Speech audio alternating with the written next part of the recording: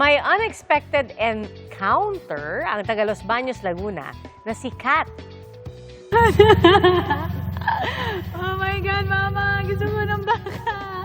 Bye-bye! Laking gulat ni Kat nang paglabas ng kanilang bahay ay may batang baka sa harap ng kanilang gate. Ang 8 buwang gulang na baka na pag-alamang pag-aari ng kanilang kapitbahay. Ligtas namang nakabalik ang calf sa kanyang mother cow. At naisipan niya pangalanan itong How-How. At ngayong ipinagbebenta na ito, plano na niya itong bilhin.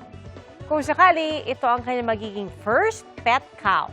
Ang kwento ni Kat, gusto talaga niyang mag-alaga ng mga farm animal dahil minsan siyang nanirahan sa probinsya. At para sa kanya, ang mga baka at kambing, malalambing.